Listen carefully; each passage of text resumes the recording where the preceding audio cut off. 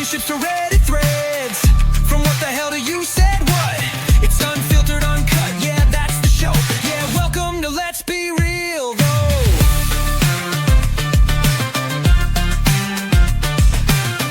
Welcome back to Let's Be Real, though. Brandon J. Benfield, a podcast, YouTube channel. Really appreciate you guys listening to this show. For those of you who have been supporting through both this show and my wife and I's podcast, A Couple of Slice Together, just really appreciate the love and support. And, hey, I'm just here to be real with you guys and here to just, chat it up. Just want to just talk about life, things going on in life. We go through a lot as student days. Like I was thinking about this the other day.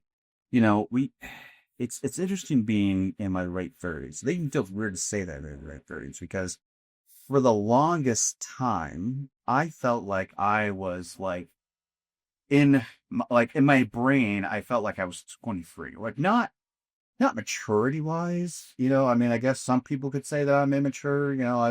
I collect, obviously action figures and masks and shit, but I've always had a level head on my shoulders. I've thought, I feel like with everyone, there's all sorts of like quirks and obsessions and things that they're into. It's all of these little characteristics that make us who we are.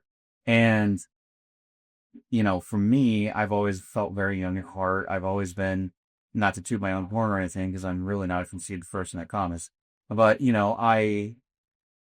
I feel like I've always been someone that people can be comfortable around. There's obviously the select few. Everybody has a few people in their lives that they don't like or that don't like them, or, we try to get along with everybody as much as possible. But I've always been a pretty down-to-earth guy. Now, I just know that I have rest and bitch for this pretty bad. I always post like before a big con that I'm working or like I've got somebody at or multiple people at. Hey, just so you know, as much as I want to talk to you, this is work printing. And, I'm always like crazy busy. I look like I'm mad because I've got a scowl on my face.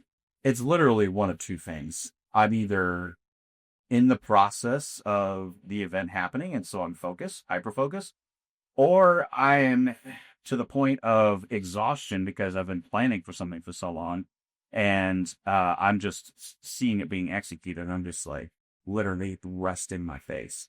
So anyway, other than that, I feel like I'm a pretty forceful guy. The people who know me know that I'm quirky, and they know that I'm, but I'm also fun to be around. I try to keep my friends together. And the episode today the things I want to talk about are just that, reuniting friends and seeing other people reunite.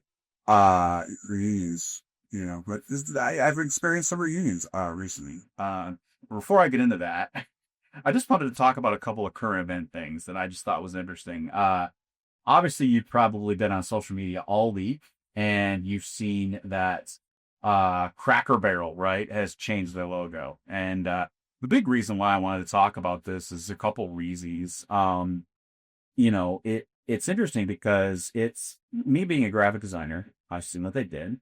There was the old logo was a classic. We all kind of know and love that logo. But I'm sure it's the way they're making it seem, it sounds like it's not going to stick. Like they either are going to redesign the logo again, put Uncle Burchell back in it, or they're just going to go back to the old logo altogether, because they lost almost $150 million in revenue. I mean, that's marketing revenue. That's insane to me. How a logo change can fuck your entire company up. But it happens, dude. I don't know if any of you out there ever had, I know my hometown people had, at least people my age enough, maybe a little younger than me, but dude, Bill Knapp's. Did you guys ever have Bill Knapp's in your town? We did. That was like a staple for my family and I to go to. Their color schemes were like a dinge gray and like an olive forest-ish green, like a dark green. And I remember when, there was a lot of the what's the word before the demographic. Thank you. The demographics. Thank you. My own brain. The demographic of folks that went there were primarily people like 40 and up. It was a lot of senior citizens. A lot of families went. Um, but I know that they wanted to try to reach a younger demographic. Um, because they felt like they wanted to draw up their business and whatnot, and it tanks the entire company. They changed the colors to like a really weird, like maroon magenta type color with like oranges and yellows, and complete opposite of what they had.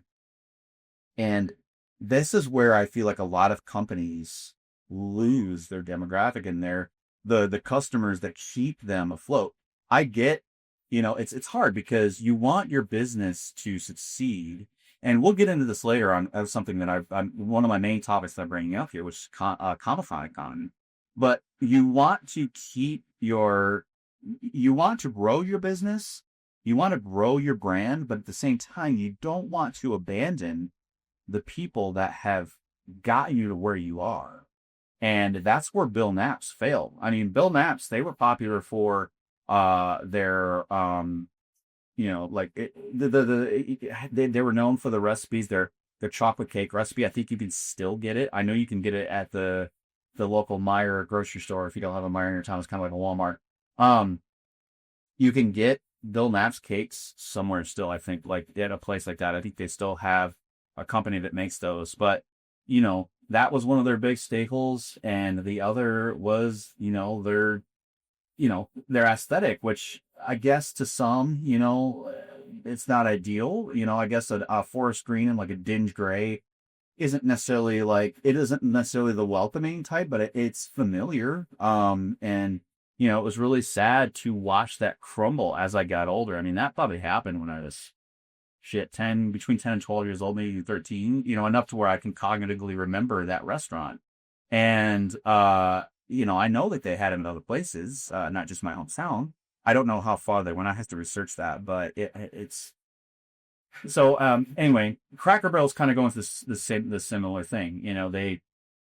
They changed the logo. If you don't know the story, they look into it. It's really funny. So they changed the logo. It had infomercial on the side, and then it had kind of like a Cracker Barrel with like the C going through it. And it was all very feng shui for the logo. It was like yellows and browns. It was like an old timey saturation. If you think about like a Western or like an older movie, that is kind of like the feel of a Cracker Barrel. You walk into one, and it's those like pattern shit that you see on like the side of like gardens, like side of a house, like that was kind of their walls or whatever, like the checkered.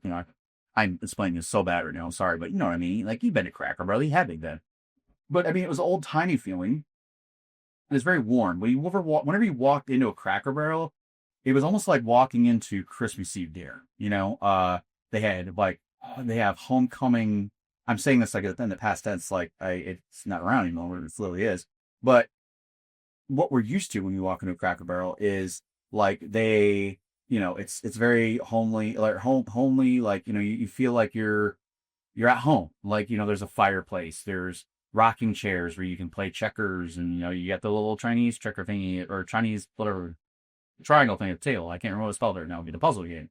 But, and now, other than the logo change, like if you could look at their app even, it's gone from like the yellows and the browns to like blues and that dinge gray color that Bill Knapp's used to have. Same with the restaurants. They took down a lot of like knickknacks and the old timey photos, and in some of these restaurant remodels, they've got up random shit on the walls. If you've ever watched that series, The Ranch, with Ashton Kutcher and Danny Masterson and Sam Neill. No, look at Sam Neill. Sorry, Sam.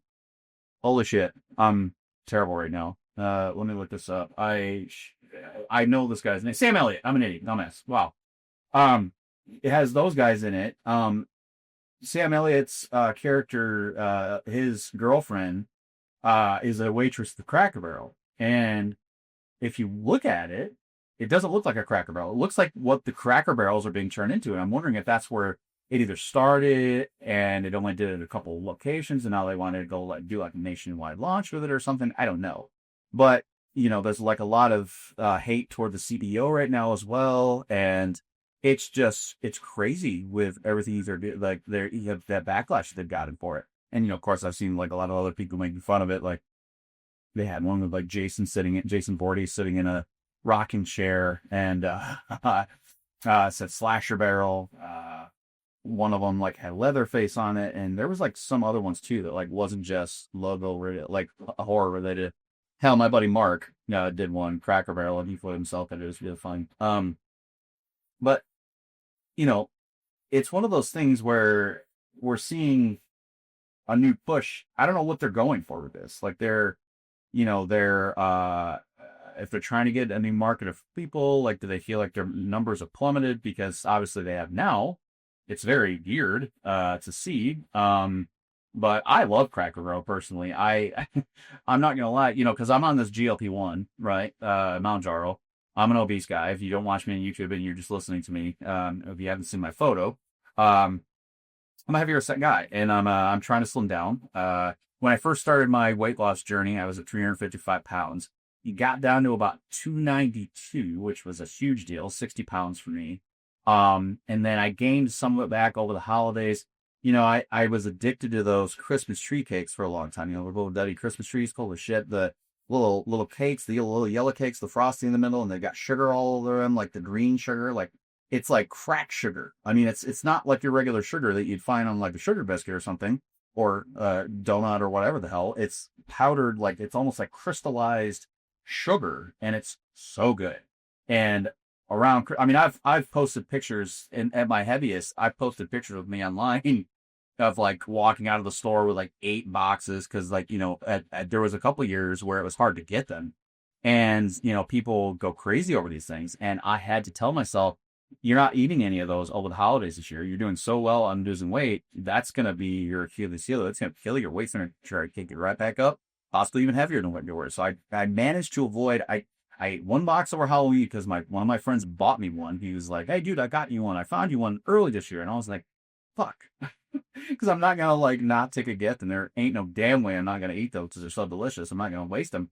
But that was like my one kind of last hurrah with them, if you will. So then I ended up not. I ate those like literally. I think that he found that box like before Halloween last year, and so it still technically counts. Like I didn't eat them during the holidays, and it was the truth. I didn't eat a single one, and it was really hard for me. I felt really proud of myself for that. But at the same time, I feel like every party this year for me was pasta bars. Like every holiday thing I went to, every holiday get together, it was like, hey, we're serving up chicken fettuccine alfredo from Olive Garden. My work party did it, and hell, I'm on the committee, so I of course agree to it. But it got to be a lot of that during the holidays, and so like my weight got back up to 318 or something at its height, and I just kind of got lazy with my medicine and my insulin and everything. And then I ended up getting serious about it again. Like I wasn't not serious about it. I was still on the GLP-1, but I wasn't taking my other medicine for a while. I was very intermittent with it, but now I've gotten pretty serious about taking it like every day. And so my weight's back in the down track of 300. I'm at like 302, which is bigger now. So like I'm still treading water on 300, but I'm trying to get back under 300. I have it. Before I had hit 292, I hadn't been under 300 since high school, which was a huge thing for me. But anyway, so if you're getting back on track, what I was saying, I really enjoy Cracker Barrel because they've got that grilled chicken. They got the southern grilled chicken, and I can literally just order a couple chicken breasts. I'll still cheat a little bit and have like the hash brown casserole, but I like, where I live, you don't have a Chick-fil-A here, which you can say what you want about Chick-fil-A. I get that some people don't like them politically, and, they don't like their stances on, certain things and what they believe in. But for me, things like Chick-fil-A are helpful for people who are trying to be on diet because, and, you can't get your cooking or everything, like to be, and you shouldn't pretty talk. I have 2 podcasts, I'm writing a book, I have a day job, I do my business. I don't have time to cook a lot. So a lot of times I'm eating out, but I don't like eating breaded things anymore. Like being on this GLP-1, like on Mounjaro, like I fucking hate burgers. Like, burgers suck. Like, bread and thick burger like that, like, it's got to be something more lean, like chicken, or like, a sirloin steak or something. Like, it's got to be grilled food. And I know burgers are grilled, but the bun that they're on, like, it hurts my stomach. And it's this really thick feeling. It's almost like eating breaded things or eating a burger or something like that. It's almost like I'm swimming through a swamp. That's how it feels going down my stomach and everything. And it just sucks. So, but anyway, so whatever happens with this Cracker Barrel business, I hope they get it resolved, and I hope that they can, figure it out. And I just realized, you're sitting a little behind the seats here, but I got the long lights on. I got a couple of displays to get the lights on, and I need to have my what's the real lights on. So let me change that real quick. I'm doing this because I like for you guys to see me being real. Like I said, this is about being real, and we're not perfect. And so, we gotta have some color changes here. So, so anyway, getting that there we go. So now we're on brand. We got a blue light behind us, not a green. The second thing I wanted to talk about today was I really wanted to talk to you guys about my wife is a Swiftie. I am not a Swiftie at all. Fuck that shit. I mean, she's good. She's okay. She's an alright artist. I don't hate her. I'm not like whatever feels like, fuck Taylor Swift, fuck everything she's about, and fuck Travis Kelce, man, fuck this shit, that, whatever. I don't need to shit talk about them. But, mm, I saw they got engaged today, which, cool. I like seeing people in love. It's, obviously with the two of them, I mean, she's like the most famous fucking woman in the world. He's the most overrated player in the world, but at the same time, it's nice to see love. You know what I mean? I like seeing people in love, especially people that are in the business, whether it's sports, music, whatever. It's a good thing that people can find love, keep love, and stay together. However, she's got this new fucking album coming out. And again, I don't hate her music. Some of her shit's catchy. Now, what I don't necessarily like about Taylor Swift is she has this way of like talking that is weird to me.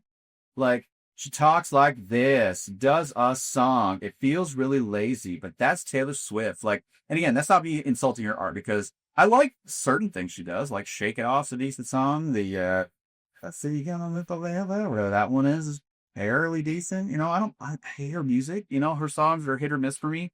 I just don't understand how a woman got to be the fucking god level that she has. Like, that's crazy to me. Like, how famous that chick has gotten, yeah?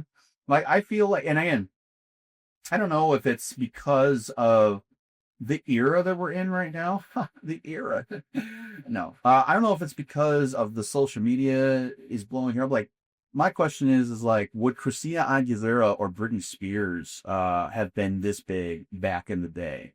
Would people have been doing all these, like, fucking, like, the conspiracy theories? Oh, what's this song about? Oh, what is it? I saw a video on Instagram the other day from that Lindsay W that does funny, like, the inappropriate children's books readings from Brad Ross and a bunch of other people.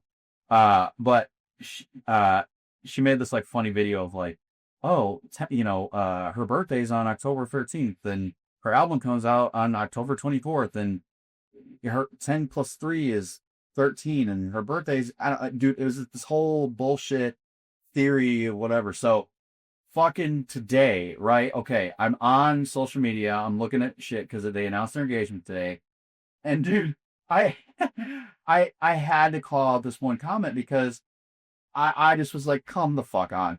It showed a picture of her ring, which, sidebar, this fucking ring, if you haven't seen it, it looks like your shitty boyfriend picked out a ring. I mean, if you look at this thing, it's like a lantern ring or like a fucking Super Bowl ring. It's so gaudy looking at it. Like, I'd expect her to have a fucking diamond the size of like one of those paperweights that you see on people's vests.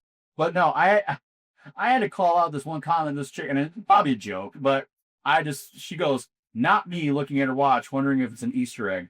4:54. 4 plus 5 plus 4 was 13. What does it mean? get the fuck out of here with this conspiracy bullshit, dude. Like, I can't, again, back to like the 90s and shit, right? Like, can you imagine if fucking like Debrat or like Eve had this shit, like, if they were this huge back in the 90s, right? And you know, like, it's the brat tat tat in the whatever. And like, can you imagine like the Brat fans being like, They've each met an empire, and they just said the brat attack. And this has been a busted pap in someone's ass tonight. What do you think it name is? I don't know.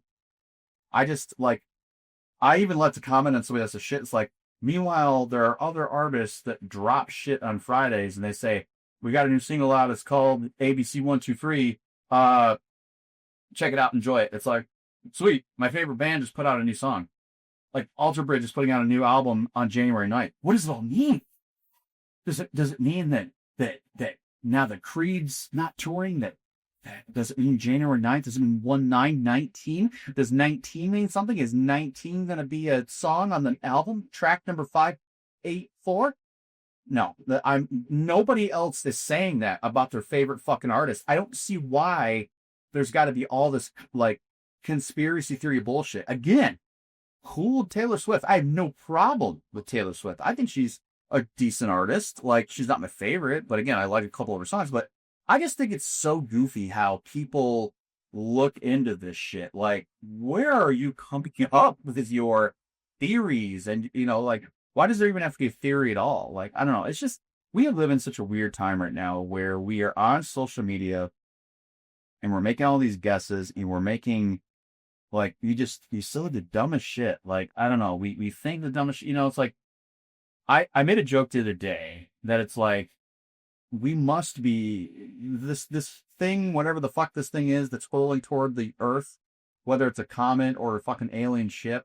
Like, I made the joke that it's like, we had to, the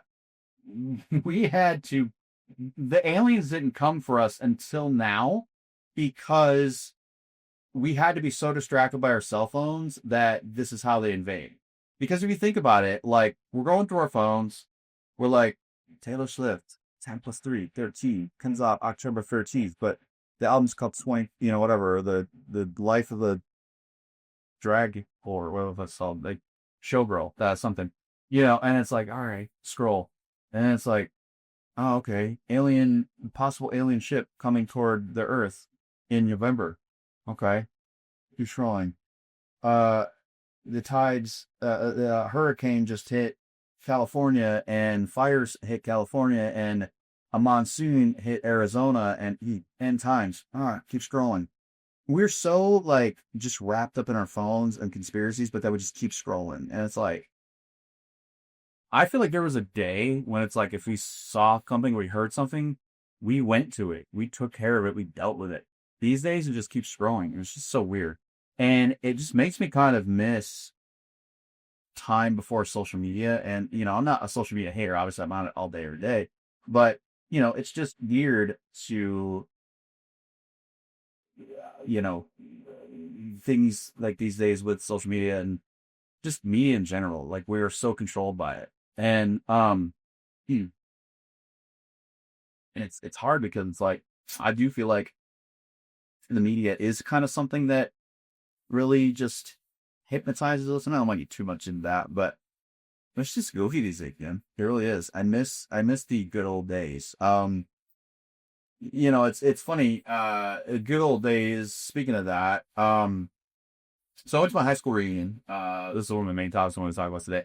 My high school reunion, was my 20-year high school reunion. I'm 38 years old, almost 39. I'll be 39 next month in September. It's August of 2025 right now. I don't know when you're listening to this. You could listen to this 3 years from now, or you could listen to this tomorrow. Who knows?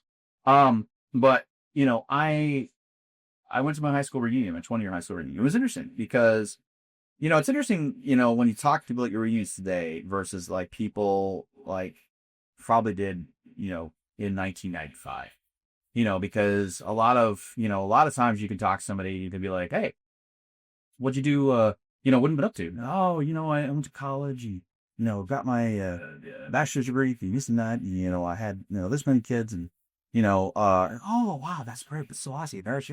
How about you? What are you up to? And so you get a full conversation with somebody.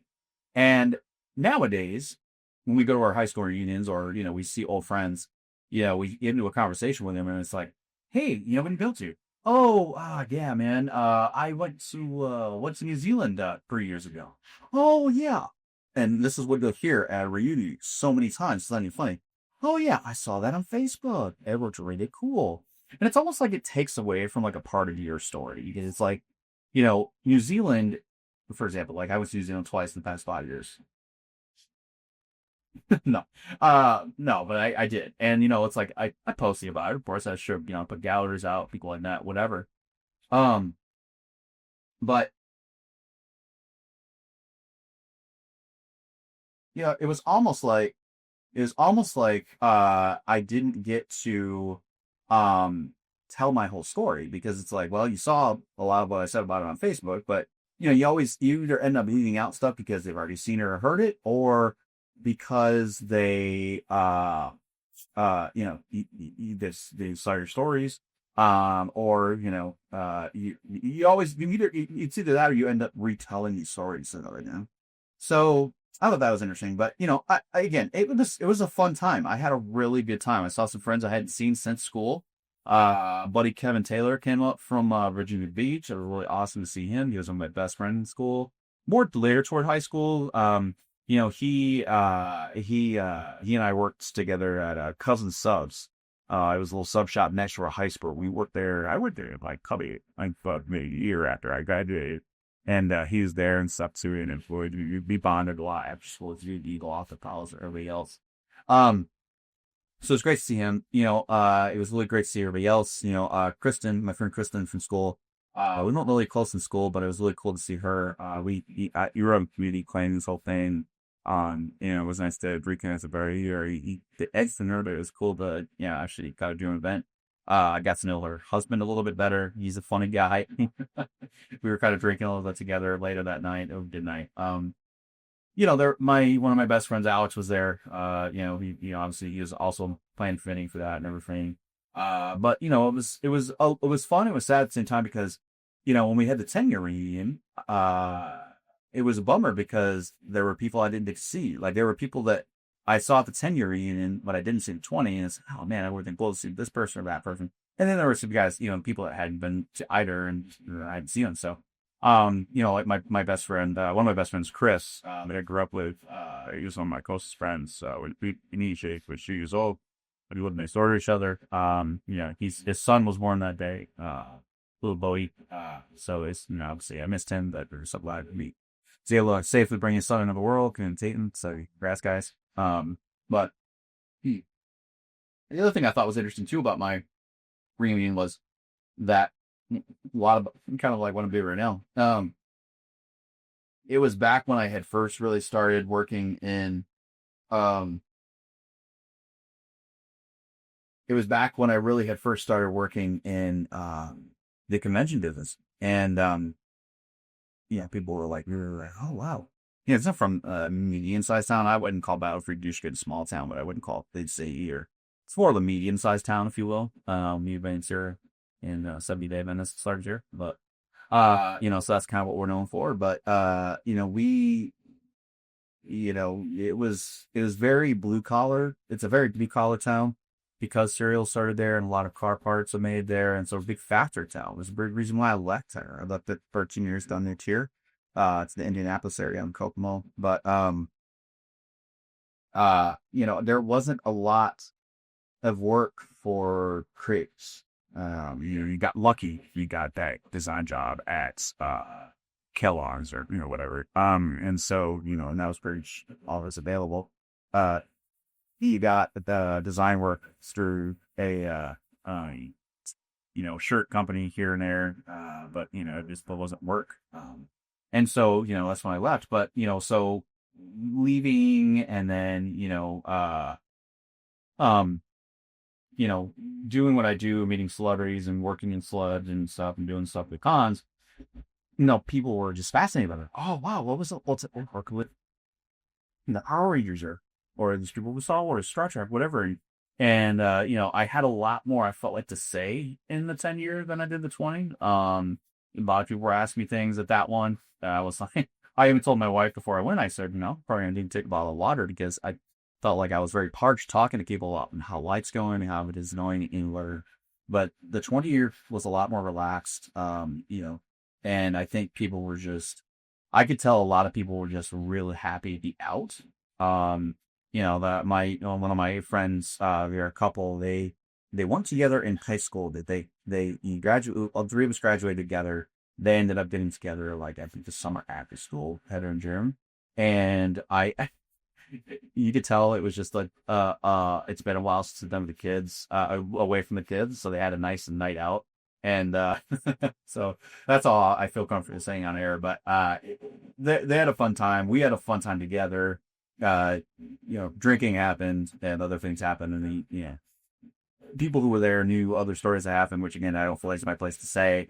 We may talk about it with another friend of mine that might come on this podcast, but I'll save that for a story for another day. But it was a great time. And so I just want to give a shout out to my 2005 class 2005 Harbor Creek High School classmates. It was really cool to see you guys. Really hope we can do something maybe annually or biannually to stay together. Definitely looking forward to see people in the future. But that wasn't the only reunion I went to that weekend. I attended Crystal Lake Nightmares. Really cool show.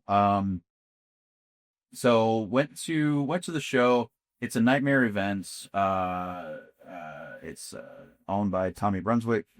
She owns Motor City Nightmares. I don't know if they're still doing Rocky Mountain Nightmares or not. Like, I can't remember. Still not sure or not. But could not be. I know. But went there that weekend. So I flew from Indianapolis. Nope, I flew from Detroit. I drove 4 hours to Detroit. Did not sleep that night. It was a Thursday. I flew from Detroit because I know it's gonna be in Michigan and coming back from my high school reunion. I flew out to Los Angeles. I got there at 3:30. The con started at 5. I actually got in around like 4:15. There was just nobody really cleasing their doors. And I'll be honest, there wasn't like a lot of heavy attendance, which we'll get to the other point that I wanted to talk about today. But it's interesting because it was like celebrating 45 years of Friday the 13th franchise. Really fun show. It was really cool to be able to meet. It was almost like if you're a Power Ranking fan, my friends of Power Ranking fan will listen to the show. It was almost like the Power Morphicon of Friday the 13th. It cast members for every single movie. You had quite a few Jason Voorhees actors there. They had a few of the final girls there. Let's Baby Steele from part 2. They had Kimberly Back for part 4. I mean, it was really neat to see, Rob this big Tom Matthews for part 6. He played the oldest version of Tommy Jarvis. Obviously, John Shepard in part 5 and Corey Feldman for part 4. So it was cool to see him again. And all sorts of victims there, by people who played victims and different roles. So really cool to just be able to meet these people. My mask collection mirror, which I'll have to show some pictures of. I'll throw them up on my socials.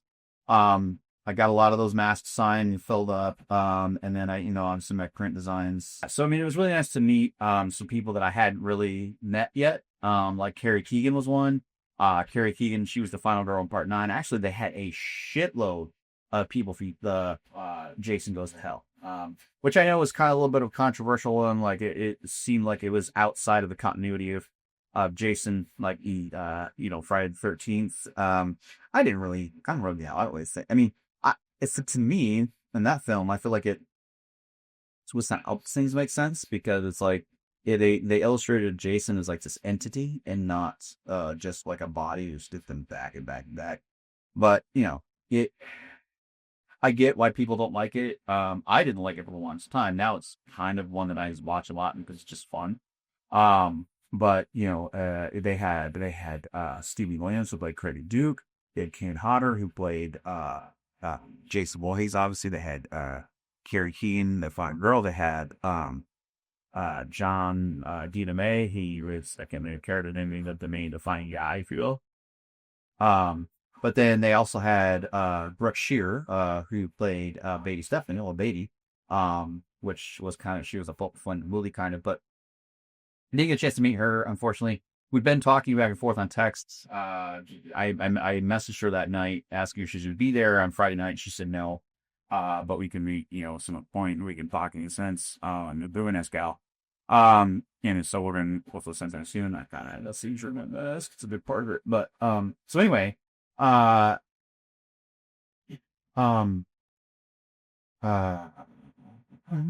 see.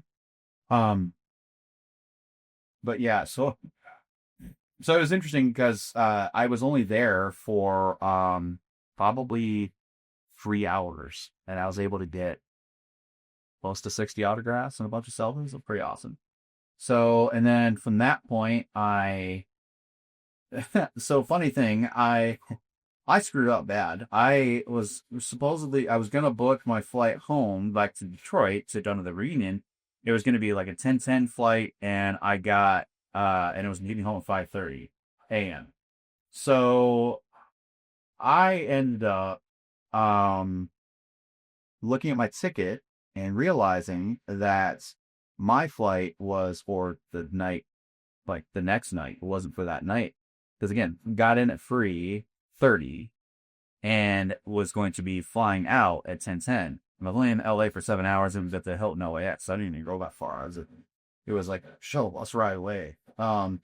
So, but I got to, I got to the airport and I was like, oh shit, my ticket's for tomorrow. And so, and it was horrible. It's probably bad juju, but I had to tell them my mom was, I had to tell them my mother was on her deathbed, and because it was Spirit Airlines. And so, when I do quick trips like that, it's supposed to go to Spirit. And of course, I never do any insurance or any of that shit. So it it's a cheap ticket for a reason. So, but they don't allow you to do changes. I mean, I would have had to have paid like almost $400 just to change it, money I didn't have at the time. So, nor did I spend on it anyway. And so I had to tell them that like my mom was on a deathbed and that we're going to take her off life support and had attack. Thankfully a supervisor is like, all right, so he changed my ticket around and he didn't charge me. Again, I know that's horrible thing to talk about, but we never would tell the mom, and I don't want to team that way, but it's like in desperate times, nobody has desperate measures. You got to do what you got to do. And so got that all done, and I ended up getting back at 5:30 in the morning. I was exhausted. I pulled off at a rest stop, and I took an hour nap in my truck. And it was crazy. I went to my parents and said, another hour nap, and then had lunch with my mom, late birthday lunch for her. And, so, it was a crazy, crazy weekend, for me. But, it was interesting because I had heard that the convention had really well enemies, and, I saw with my own eyes, there weren't that many people there. And a lot of times for a con, especially that one, like a big reunion con night lighting, a lot of people, they're saving, pinching pennies for months and months. Power Morph Con, the big Power Ranger convention that happens out in LA. It only happens every 2 years, so keep it safe. And we're gonna make it like the space bash M for them. Well, it's just the attendance, I don't think is there flipping on anyways. So I don't want to ever see that again. And it's crazy because, I went to the Halloween 45, the 40th anniversary Halloween convention that was in 2003. Yeah. And folks there had lines like, that show was booming, was insane. Nick Castle, who played the original Michael Myers, his line was from one end of the fucking convention center clear to the other wall, like the whole time. And you got Ari Lehman, you've had on Public Associates, the other original Jason Voorhees. He may have had 2 or 3 people in line, at a time. And, Kane Hodder, who played Jason Voorhees 4 times, he was 7, 8, 9, 10. He probably did about the same. He's usually got a pretty big line at other shows. Because Kane's the type of guy who can keep going that gore. People only got $40, $80 to spend on an autograph. It's, you got like 4 masks, he's, different things you want to sign, you're gonna have the churn business. And so, I don't think he had the line that he was thinking he was going to have. He may have had more than the 10 out and all those and barefoot other things, so I can't defend her to say. But, it was just interesting to see how much people were not there and how much people were not spending. And it was crazy. And, so that's what brings me to kind of my main topic about what I wanted to talk about today was Comic-Con economy. And now I know that talking about this can probably be a little controversial. So I don't want, before I kind of get into what I want to get into, I'm not trying to ruffle any feathers. I'm just trying to be real. And I'm kind of talking about this in the sense of what I come to see. Um,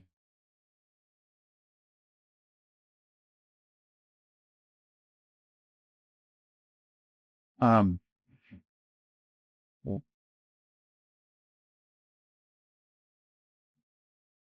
and so this kind of brings me to what I wanted to talk about today. The biggest thing was Comic-Con economy. Now, before I get into this, I'm not trying to ruffle any feathers here. I'm not trying to cause any problems for myself or for anybody else that I work with in cons. Even people who, I don't belong with in the con world, because there are people out there like that.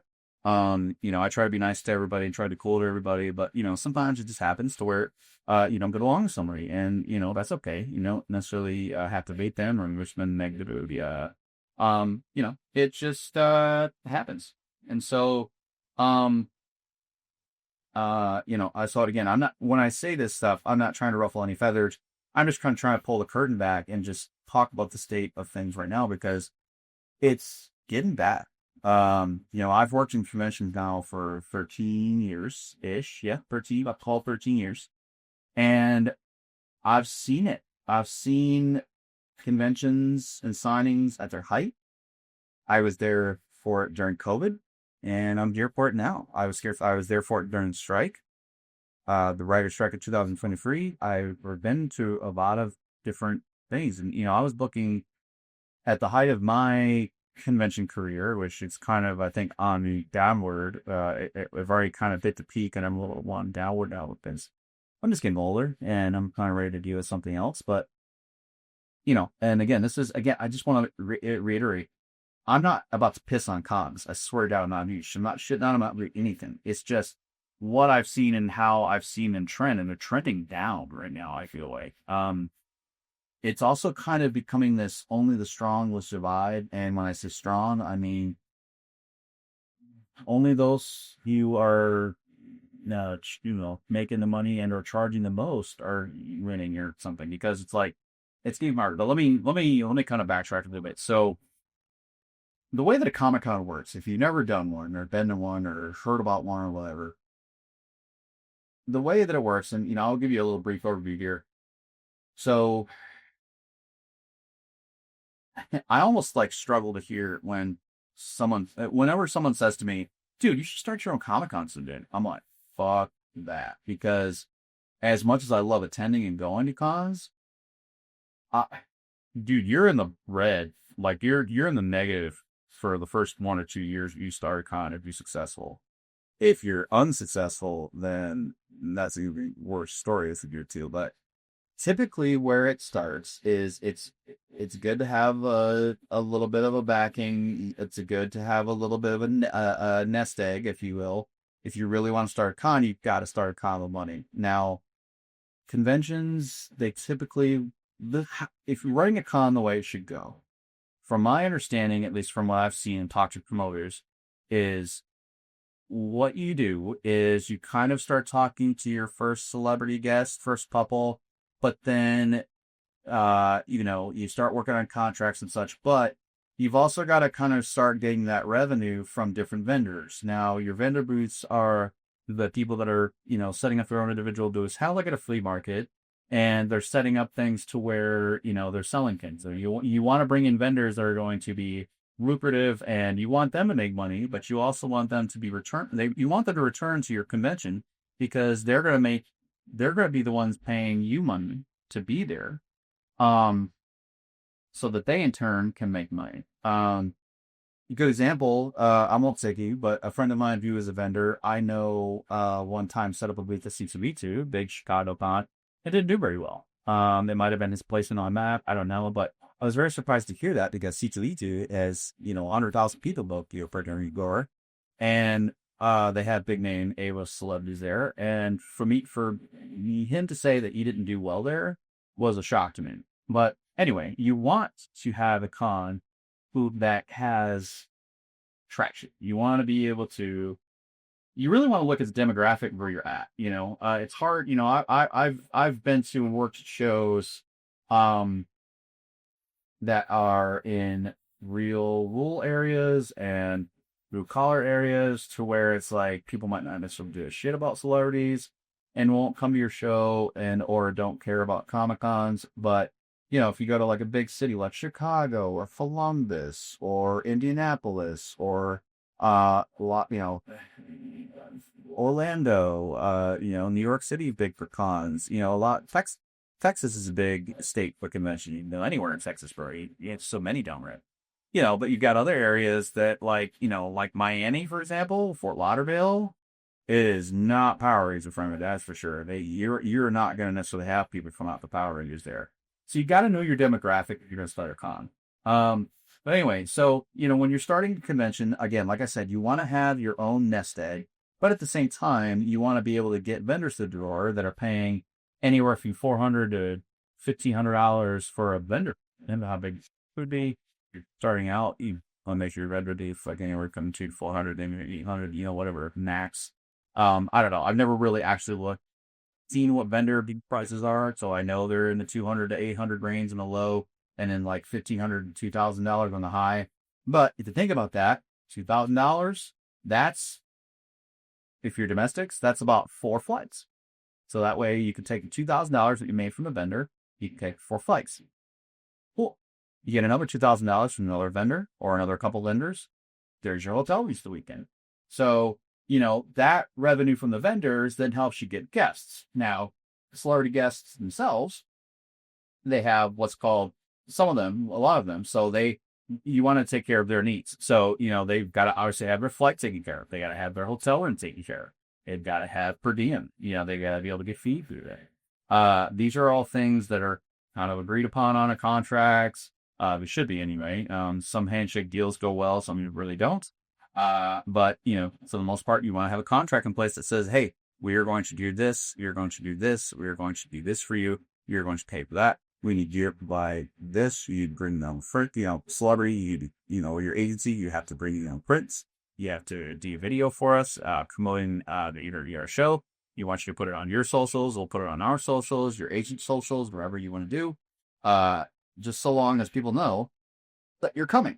And, as a convention, you got to give us some kind of photos of himself. You just want characters you played.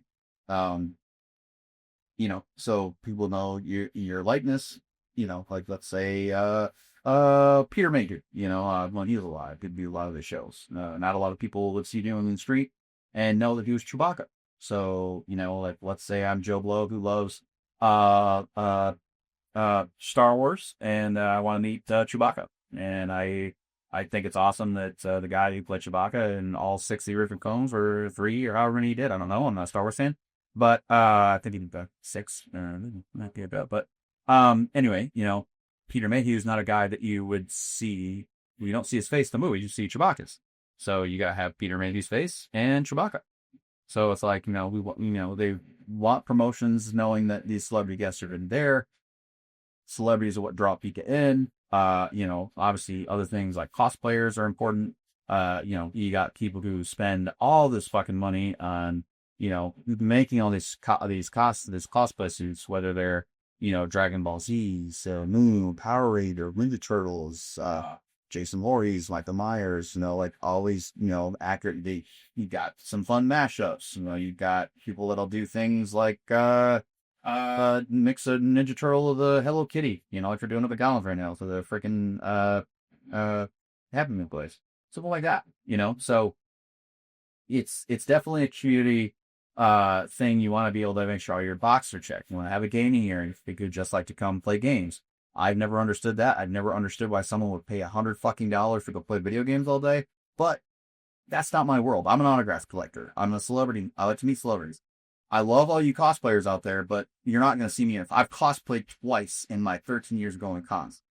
I wore, it was all like casual shit. I wore a black leather blazer and black dress pants and a black shirt, like a button-down shirt with a white shirt under it, because I wanted to look like Angel in my photo with David Boreanaz years ago. I even remember walking up to my photo op with him. He's like, hey, hey. Like, that's all he did. He was like, and I was like, yeah. It was a really funny exchange, but yeah, so that was one. And then the other time I cosplayed again, casual, was Casual Clark Kent from Smallville. And I met Tom Welling and Michael Rosenbaum for the first time. I had on the screen accurate, like, replica jacket. I had no idea where the fuck that went. Somewhere in my house. But then I did a royal blue tee and blue jeans. It was something where I could get away with it and not have to spend $1,000 looking like a fat Power Ranger. I just never really saw the point of it. Love all you cosplayers, but for me, I'm not going to the cons to meet cosplayers. I met Jessica Nigeri back in the day when she went to the big thing. I haven't seen her on a guest list in forever, but a very sweet girl. She was cool to meet, but I'm not generally like going to meet cosplayers. I got friends that are cosplayers. Olivia Vieras, Celine, you guys are awesome, but it's just not my thing. And again, I support them 100%. Love what y'all do. It's not what I go for. But anyway, getting back to the topic again. So, with all this, now, a lot of times with these contracts too, celebrities, they have like a location distance clause. So, and like a time period clause. So it's either like, usually a lot of times it's the rule 2, the rule 3, so I call it. So it's like if you're appearing at my con here in Indianapolis, you can't appear anywhere. You can't appear within a 200-mile radius for 2 months or a 300-mile radius for 3 months. That's a little too trees. And that for a long time made sense because, especially where I live, Indianapolis, this is a big reason why I love moving here and why I feel like I've been so successful is because I can legit drive 4 hours up to Detroit. I can go 2.5 hours from where I live to Chicago. I can go an hour and a half south to Louisville. I can go 2.5 hours, 3 hours south to Lexington. I can go to Cincinnati, Columbus, St. Louis.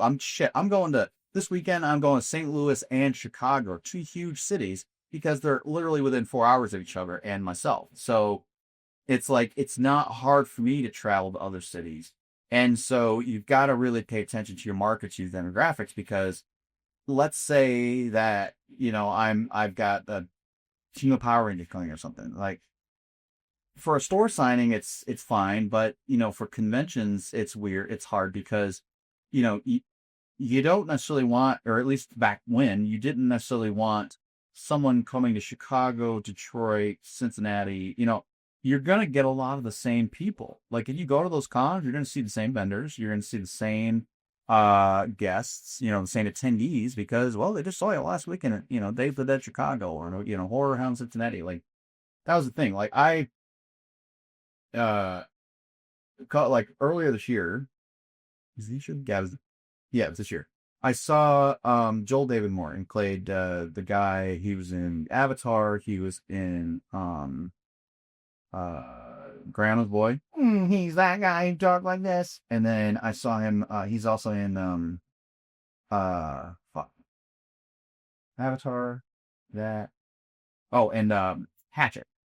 I saw him at Days of the Dead Chicago. Hey, fairly decent thing back in March.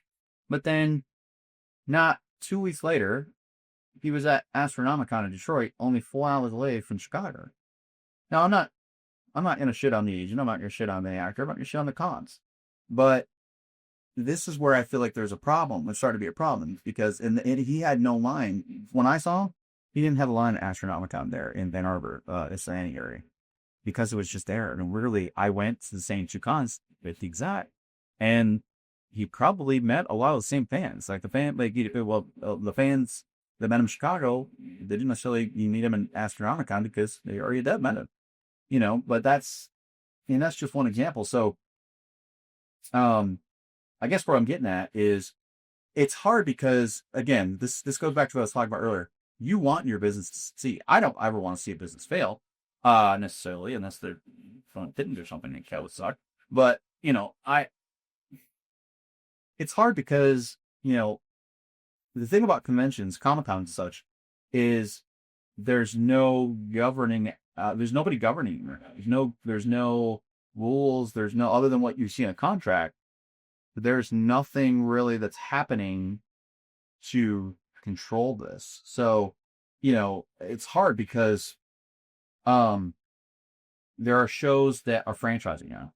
And again, I'm not going to shit on shows franchising. I get it. Businesses want to grow, and they have to. You don't want to see your business plateau, and I get that. You don't necessarily want to become Bill Naps, but you don't want to keep, you want to bring some kind of new energy to your business and your brain. You want to build it. You want to see it grow. You want it to succeed. That completely amplifies with that. I completely support that. I would never shit on that. However, it's hard because you got to take a look at your markets. I mean, I fully support Days of the Dead. I love Days of the Dead so much. I go to almost all of their shows. And so again, this is not me shitting on their show. I volunteered there for many years. I will still be attending whenever I can. But it's hard because they have a show in November and in March. And then I think they've got like another show lineup. But it's hard because, and now they've got a second indie show. They've got 2 Atlanta shows. And these are big areas that have other cons, but it's like, it's like I was just here in, in November, and now here in March again. It's like Brian Tochi, I just saw wait a minute right now, because he did the November show and he did March. So it's like, well, I don't know how well I did, but not my clients on the con. But again, it's one of those things where it's like, I doubt he had a lot of return business. Again, I can't say that sure, so I wasn't there. I don't know, but he was like, well, but it was hard because he was in Chicago in November for Prevention Nerds, and then in March they had a big turtle thing going on. So it's like, I get it, being a part of 2 franchises, you want people coming back. So, but at the same time, it's hard because it's like, well, I've already been to Chicago 6 times this year, and I'm probably going to go another 3 because there's so many events there. Like they have, I think for that, that around that time, they had Days of the Dead, and then they had like a sports car show going across the street, and they had C2E2, they had Collecticon that weekend, and then they had C2E2 that weekend as well. So there was a show going on downtown, and then Days that was happening in Rosemont. All this was happening at the same time. Plus, the Indiana Comic-Con happening like either a week before, a week after. The Horror Helmets happening in Cincinnati, all in the same month. And it's like, that's so many shows. And then you got Astronomical Contract. So it's like in this quad area, you got so many shows happening at once. And it's like, you guys need to either spread this shit out or like, I don't know. It's hard to say because again, I don't want to, I should talk. I'm not trying to, I promise I'm not. But like, it gets hard for you to attend you, and it gets hard for you then, because especially when some of the last year, those 3 shows I just mentioned, Fallout, Days of the Dead, Indiana Comic-Con, all fell on the same weekend. And this year too, like, and again, I know this is a little bit further out, but like the first weekend in December, they got like Days of the Dead in Indianapolis, and then they've got GalaxyCon Columbus, and then they've got Steel City Pittsburgh, in Pittsburgh. And that's like all in a stretch of like 6 hours. Boom, alone, 3 cons. It's like, people are not cheap day. But if you're a vendor and you make money at Days of the Dead, GalaxyCon, and Steel City, and now they're all the same weekend, it's like, shit, the funny pit. So it gets hard for the vendor.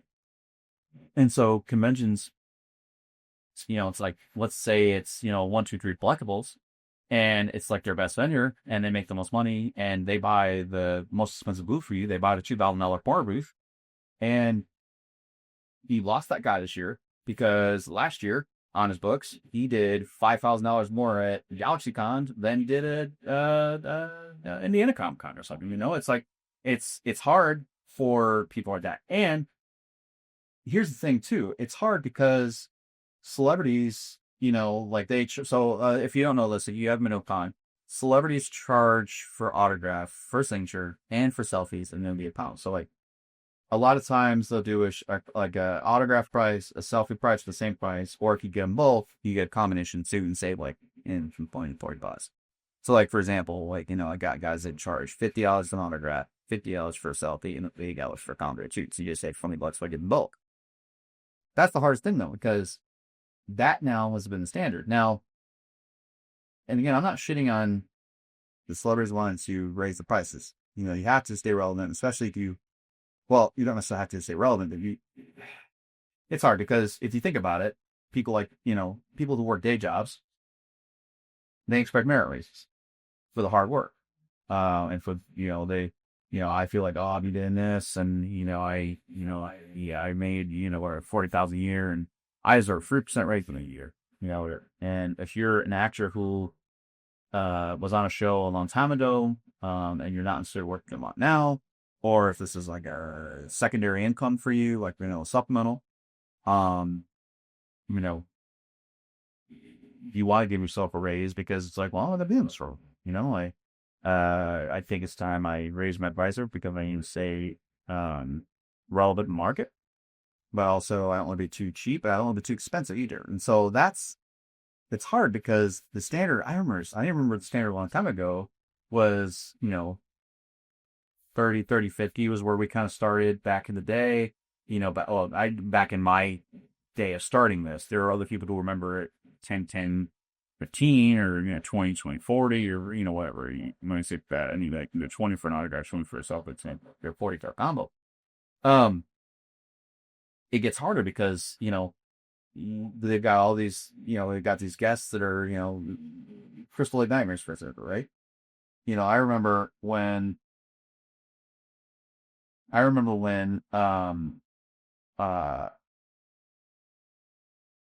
like you would show, big shows where people that don't do cons regularly, but they'll go like the anniversary ones. They might charge $10. They might charge $20, something cheap. Royce Herron, you played in his apnea on Power Rangers. Teacher. I don't really ever see her at the show besides that one. And I don't think she came to the last one. But, she doesn't charge very much. I think it's $10, $20, something real cheap.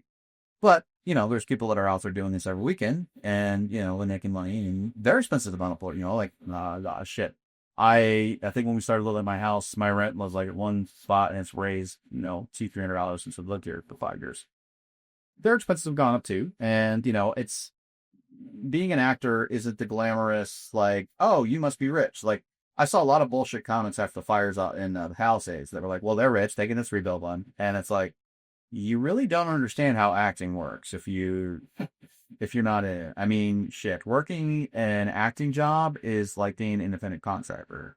You're always trying to find that next thing. And life isn't always guaranteed like it is for people like, Adrian Pascal or, he's in fucking everything. There was a point when Tom Cruise was doing so much shit. You don't see him doing a lot as much anymore. He's got his other franchise and whatnot. I don't know, like different actors is that. I'm not, obviously, I'm not trying to get into anybody's wallets. I'm not trying to, explain for anybody, but at the same time, it's just funny to me that people just think that actors and actresses have like this, like oodles and oodles of money and that they can just spend it on whatever, which that's the thing about it. They do. They spend it on shit that they can afford at the time. They might, like, let's say Tom Cruise makes fucking $400 million on a movie. Like, let's just say. And, if you're smart with your money, you'll invest it or whatever. To say that, whatever. But a lot of times they'll buy a $2 million house or whatever, or whatever. And they know, because they know they're making on the next thing. I mean, think about your money. Think about when you get a bonus, right? Or something like you get $1,000 bonus. Are you always going to save it? Or are you going to spend that $1,000 to buy like a nice TV or a monitor or a podcast set or fucking shit, a Megan doll?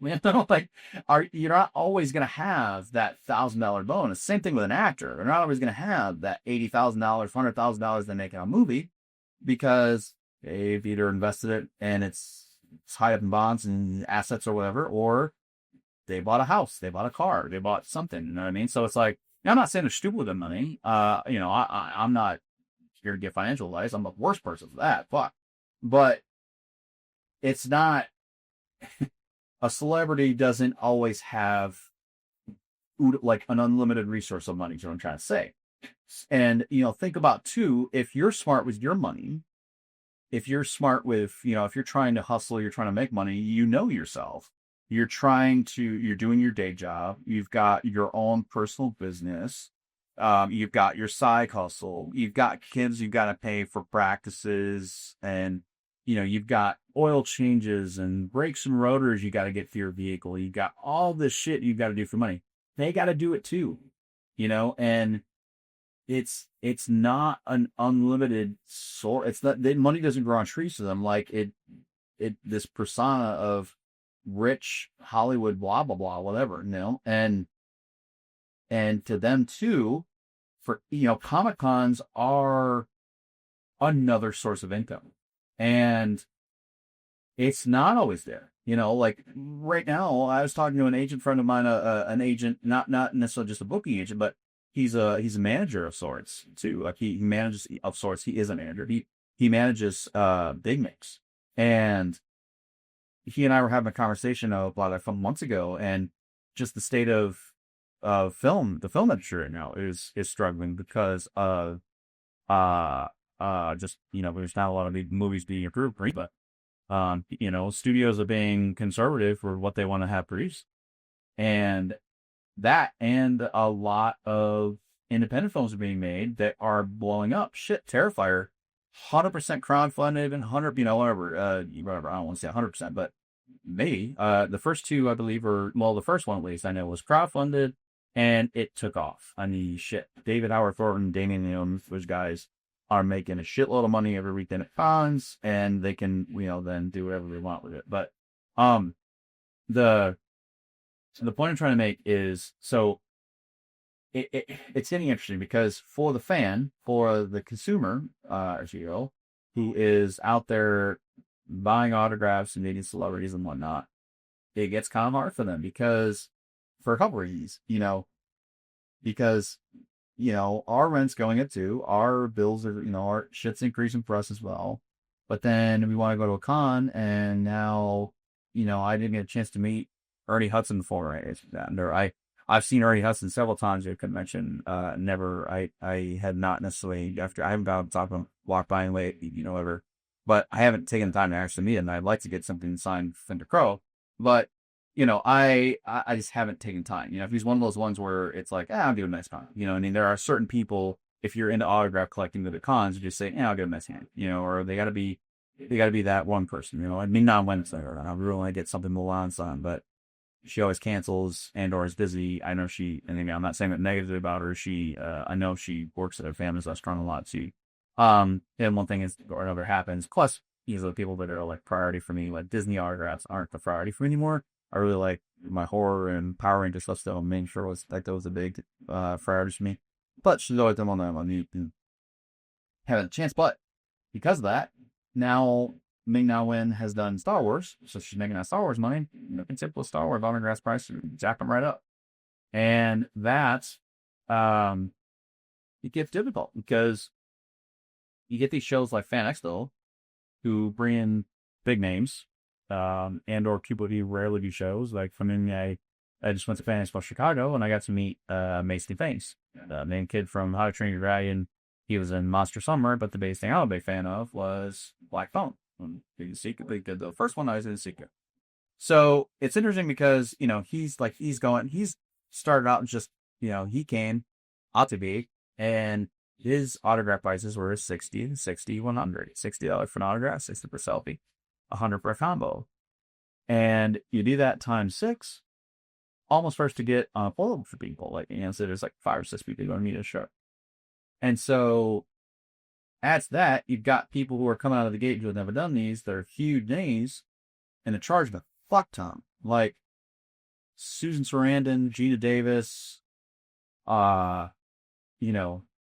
They're doing conventions now. I want to say their signature is anywhere from $100 to $120, $200. They don't need table photos, so you gotta buy a co-photo op. and that's like 120 after a few years or something. So it's like, it almost makes it impossible for someone like me to, or like I should say like me, to like the average condoer doesn't have that kind of spending money. And so then it's like the conversations come up with, oh, how'd you do the cons? Oh, yeah. It's like, oh.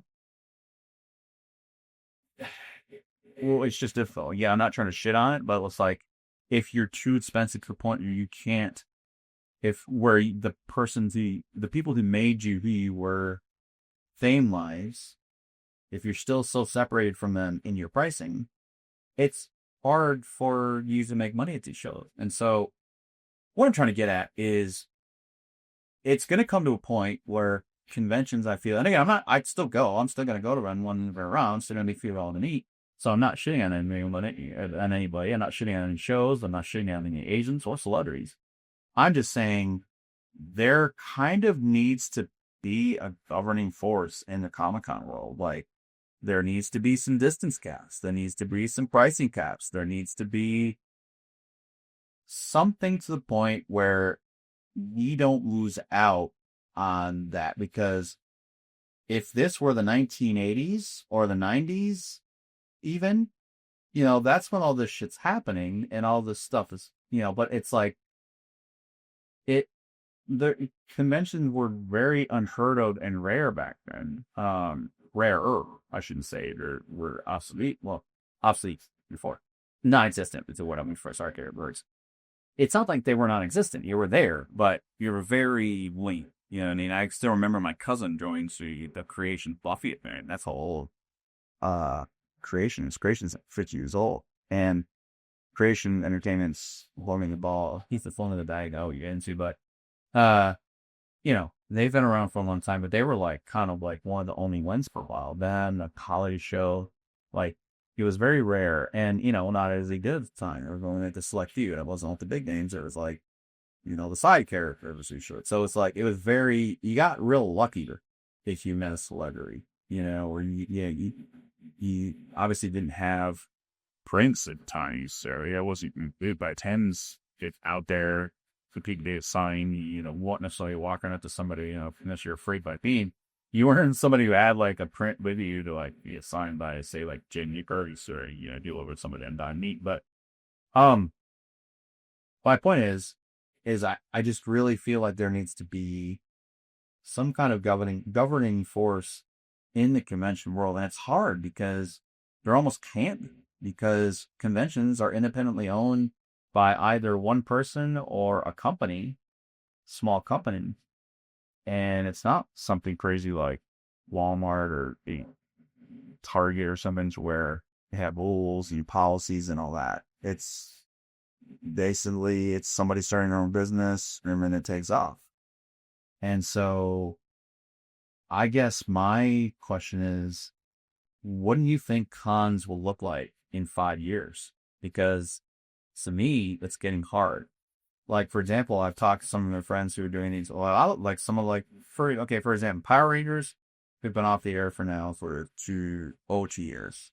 And I'll talk to someone well, for me, on the agent side of things, it's really hard for me to even get Power Rangers shows anymore because they're not in hiding in. The show's not on. It's kind of on a little bit of a break, but the entire IT is just on forward. There's no show right now. There's what's their doing right? Something coming out, but is really they're doing hints at things. You have to grow, use that toy company, outsource to another toy company just to make toys. That's a huge red flag. So I don't know. I really don't know what the state of the economy is for Comic-Con because it's interesting.